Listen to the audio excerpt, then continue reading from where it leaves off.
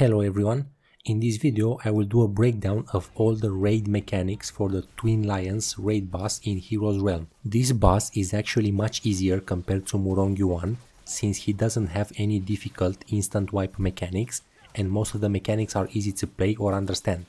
It also does not require as much team cooperation as Murong-Yuan. One small disclaimer before we start, all the footage you are about to see was taken from smart assist runs, meaning that I played with bots because it's just impossible to beat Murong-Yuan with random players who have no idea how to do mechanics. I have tried for hours and hours and I have gave up.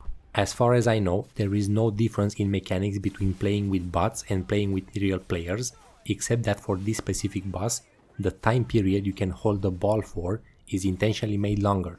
Everything else should be exactly the same as in a normal run. If you are having trouble with Murong-Yuan, I have made an in-depth guide on all the mechanics for that raid, to which you will find the link in the video description and comments if you want to check that one out. Let's get into the video. First off, let's start with the golden ball mechanic, which is the most important one.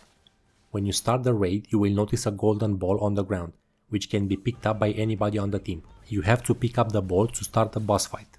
Whoever holds the ball will be targeted by the boss, so ideally the tank will always pick it up the first time. The ball can be thrown at any time by using the same button you picked it up with. Whenever the ball is picked up, a red bar will start charging. After a player throws the ball, they will get a timer debuff. If the player with the debuff picks the ball again, they will get a heavy bleed debuff dealing huge damage over time.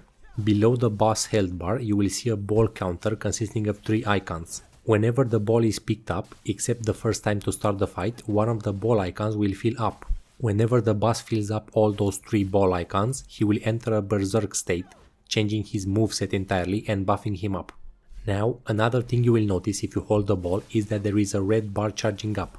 If this bar reaches full charge and you are still holding the ball, the boss will immediately charge you to grab the ball and will fill all of his 3 ball icons to enter the Berserk state. The key here is to always throw the ball on the ground right before it reaches full charge. Whenever the ball is on the ground, there will be a short timer to pick it up. If nobody picks it up, the boss will grab it and enter Berserk state, so make sure to always pick it up. The key here is to wait until the timer is almost expired and only then pick it up to buy some more time. To recap, you want to hold the ball until the charging bar is as close as possible to the maximum, then throw it, and the next player should pick it up when the timer is close to expiring, to ensure you prolong the time until the boss enters Berserk phase. Ideally, only the tank should hold the ball or pass it between a tank and the healer. Be very careful when you're holding the ball, because the button to drop the ball is the same as the button to use mystic skills or shoot your bow and arrow, so don't drop it by accident. Also, a quick tip, you can use Celestial Seas to grab the ball instead of having to run towards it and grab it, which saves a lot of time. Now let's tackle all of the boss attacks which are called out in the middle of the screen. One thing to note here is that the boss has a set of attacks he does when he is not in Berserk state, and then when he enters Berserk state, he switches to a completely different set of attacks. First off, you will see the green obsession attack whenever a player picks up the ball. This just tells you that you are about to be targeted by the boss with several red attacks, which you can easily parry to deal some chi damage.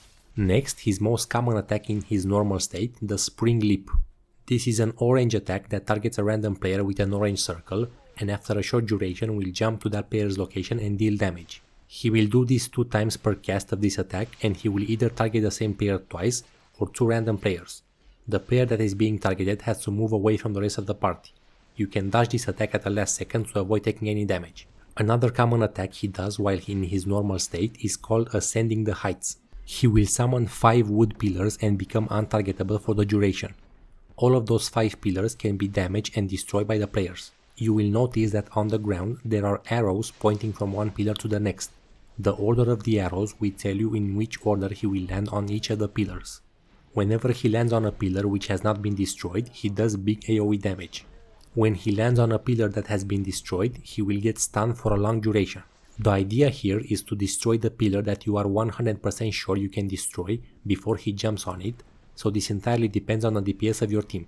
Generally speaking, the safest one is the 5th pillar, because you have more than enough time, but with a good DPS team you can try going for the 2nd or 3rd pillar to end the attack faster and avoid taking further damage. If you have good healing, just go for the 4th or 5th pillar to be safe. During this attack, he will also launch AoE attacks at random players, so those players need to move away from the rest of the team. When he lands on a destroyed pillar, he will enter the wagging tail state, meaning he is stunned for a long period of time and you are free to deal damage. Another attack he does while in his normal state is called Copper Shadow. He usually does this at around 50% HP and once or twice per fight. He will summon a coin in the middle of the arena and become immune to damage. The idea here is to destroy the coin using arrows as quickly as possible. All players must immediately turn towards the coin and start shooting arrows at it, except the player holding the ball, because this will make you drop it. While this attack is ongoing, the boss will also deal waves of AoE damage to the entire team, so healers must be careful to not let people die. Random players will also get targeted with a purple beam, which will apply a charmed debuff on them if you don't destroy the coin fast enough. During this attack, all players gain a buff which increases arrow damage. When the coin is destroyed, you can resume dealing damage to the boss. Another attack which he does in his normal state, which is actually beneficial to the party instead of being a negative, is called Auspicious Lion. He will summon 3 green balls in the air and players can use celestial seeds to grab them, which will grant you a permanent buff that gives you damage reduction. This buff can stack, so if you pick up more of these, you get even more damage reduction. Ideally, only DPS players should pick these up to ensure they survive better. Be careful because the time you have to pick them up is very short, so do it fast. As a quick tip for this one, make sure to have celestial seeds on a very quick button input. Now, his last 2 attacks while in normal forms are called Lion at the Door and Lion's Stroll, which are essentially the same attack but with different names. Lion at the Door is the attack he does when his 3 ball icons fill up, which makes him tackle the player holding the ball, stealing it and entering the Berserk state. Lion's Stroll happens either when a player holds the ball until the red bar fills up, or if nobody picks up the ball and the timer expires. If a player holds the ball, they will get tackled by the boss, taking some damage, and the boss will enter Berserk state. This will make the boss enter Berserk state regardless of the number of ball icons he has filled up, so make sure to avoid this at all costs. These 2 attacks are inevitable, even though it might appear you can dodge them, you can prevent the boss from entering Berserk state. Now let's talk about the Berserk state. When the boss enters Berserk state, multiple things will happen. First, he will restore his entire chi bar. Secondly, he will knock all players up in the air, dealing a lot of damage and jumping to the middle of the arena. Thirdly, he will change his entire attack set to more dangerous ones. He will also gain 2 buffs. One of them gives him a permanent damage increase buff, which can stack and increases by 1 each time he enters Berserk state during the fight. The other buff is a temporary health and chi damage reduction buff that expires when he leaves Berserk state.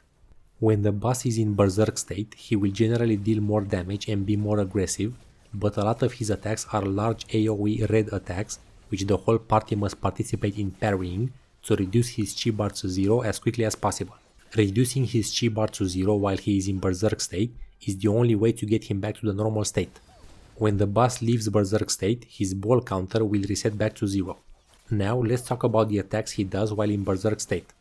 The first and most common one is Auspicious New Year, which has 3 variations, 1, 2 and Supreme. The higher the variation, the more damage he deals. This is an AoE attack that deals a ton of damage, so healers need to pay attention here. He usually starts off with 1, then does 2 and then Supreme, but sometimes he will start off directly at 2 or Supreme. You can avoid the damage area of this attack by running to the corner of the arena and have the tank move the boss to the opposite side. The next attack he does is called Echoing Firecrackers, where he targets 6 random players with orange AoE circles, then throws firecrackers at them to deal damage. All 6 players should split up and run to different corners of the arena, and this attack can be dodged at the last second like any other orange attack. His next attack, which is a red one, is called Clouds Above. This attack is actually the most important one while in Berserk state, as it is meant to help you get him out of Berserk state quicker. He will spawn a large red circle on the ground and jump into the air, and then will slam down. The entire party must stay inside the circle and parry this attack at the last moment. If all 10 players do this perfectly, you can deplete the entire chi bar of the boss and immediately get him out of Berserk mode. Another of his red attacks while Berserk is called Brooming Ground. He will spawn 7 small red circles across the arena, and at least 1 player must move in each of them to try and parry. If all 7 players successfully parry this attack, the boss will take some good chi damage. Besides all of these main attacks that we discussed, he also has some regular attacks, including some red and orange ones, which are not specifically called out by name, because they are super simple to dodge or parry, as you can see in this video footage. We have now covered all the mechanics for the Twin Lions raid boss. This is much easier than Murong Yuan, so you shouldn't really have much trouble with it. Like always, don't forget that you can clear both Murong Yuan and Twin Lions with bots, and you can also learn the mechanics by watching the AI do it. If you have enjoyed this video and found it useful, please consider leaving a like and a sub to the channel. Thanks for watching, and I'll see you in the next one.